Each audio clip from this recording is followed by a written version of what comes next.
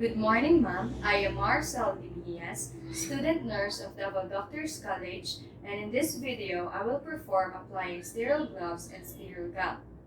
But before that, let me show you the different needed equipment, which are the following: antiseptic gel, hand soap, soap with brush, eyewear, cap, face mask, sterile gown, surgical shoe covers, towel, and surgical gloves.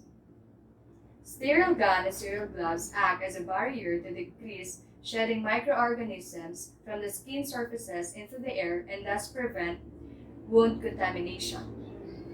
Remove jewelry and other accessories in arms and wrists. For example, your watch. Or if you do have rings, remove them and put them in the proper place. This is because jewelry can harbor microorganisms. Make sure that there is no artificial nails, extenders, or cheap nail polish. So inspect your own hands. I have no artificial nails nor extenders, so this is good. Artificial nails, extenders, or cheap nail polish can also harbor microorganisms, and at the same time, having long nails may harm the patient. Inspect hands for sores and aberrations. Report to supervisor as required. So inspect your own hands.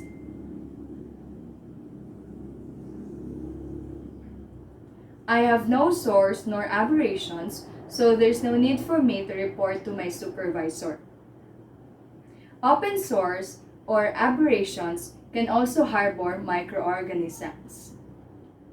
Wear the following before entering the operating room or treatment area, such as the following: the cap, face mask, eyewear, and surgical shoe covers.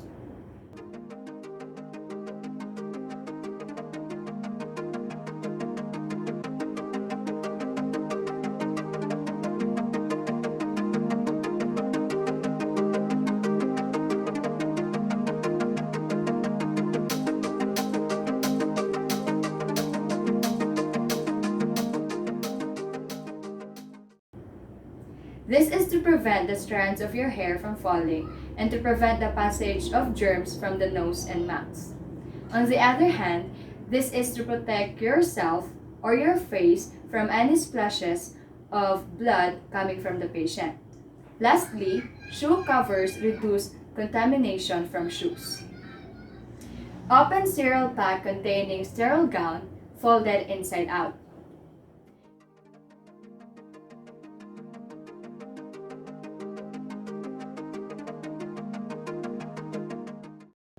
Keeping the gown sterile and allow the nurse who has scrubbed to handle sterile equipment or items. Prepare glove package by peeling outer wrapper open while keeping inner contents sterile.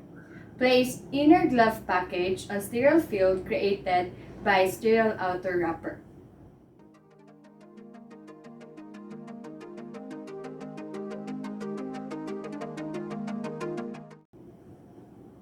Proper technique in opening glove package while keeping the area sterile prevents the area and the gloves from being contaminated. Perform thorough surgical hand washing, brushing if applicable, and apply antiseptic gel.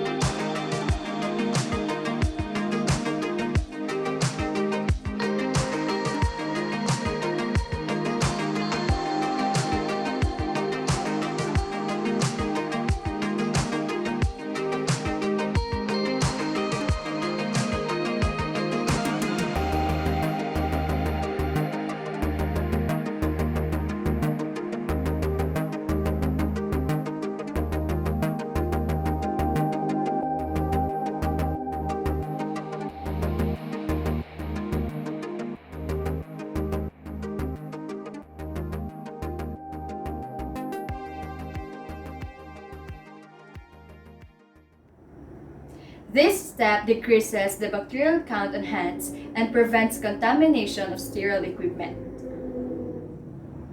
Reach down to sterile gown package, lift folded sterile gown directly upward, and step back away from table.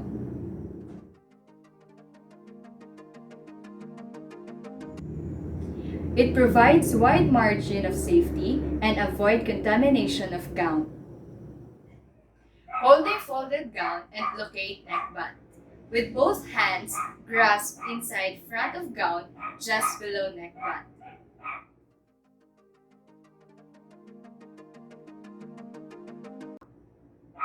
Clean hands can touch inside of gown without contaminating the outer surface.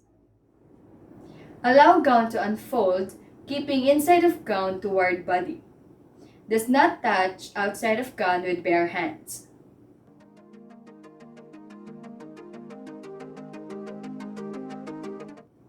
Outside of gown is a sterile surface. With hands at shoulder level, slip both arms into armholes simultaneously. Ask circulating nurse to bring gown over your shoulders.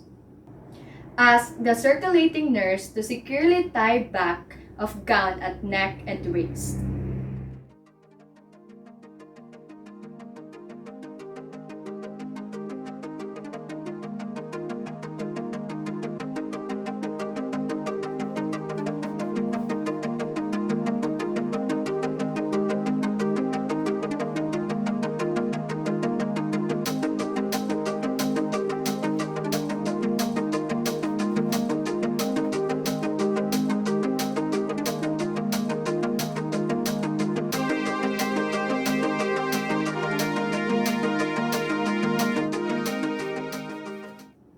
Careful application prevents contamination, and gown covers hands to prepare for closed gloving.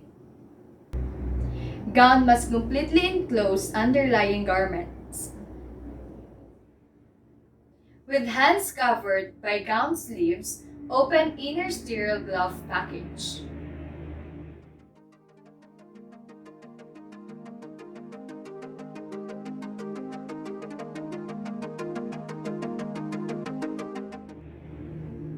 Hands remain clean and sterile gown cuff touches sterile glove surfaces. With dominant hand inside gown cuff, pick up glove for non-dominant hand by grasping folded cuff.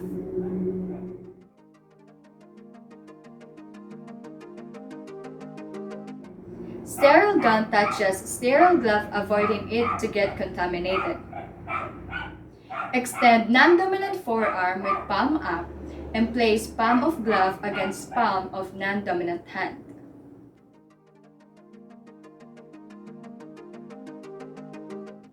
Positions glove for application over cuffed hand, keeping glove sterile.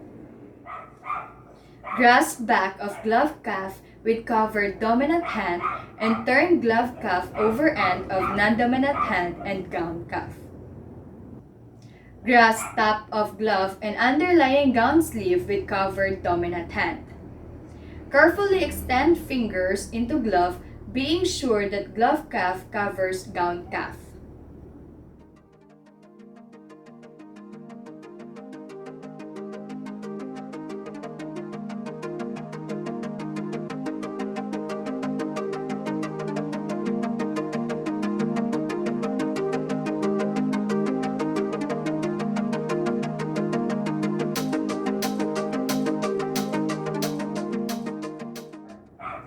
Seal created by glove cuff over gown prevents exit of microorganisms over operative sterile field.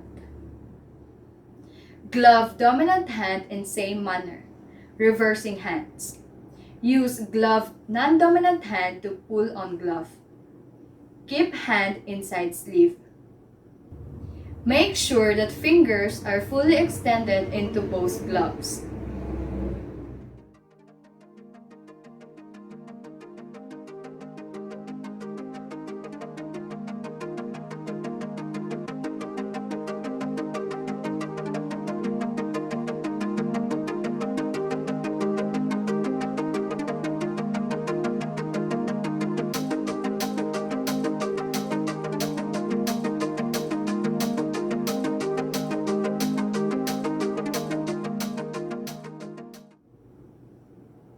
Sterile touches sterile. Ensures that nurse has full dexterity while using gloved hands. Over the waist ties to the circulating nurse, or hands paper tab connected to sterile tie to the circulating nurse.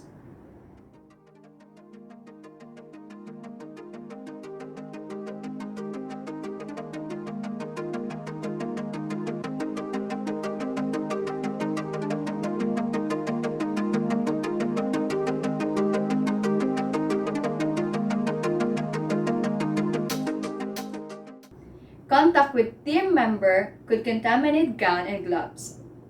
Gown must enclose the undergarments. After performing all the procedures, perform thorough hand washing. This is to deter the spread of microorganisms and prevent cross-contamination.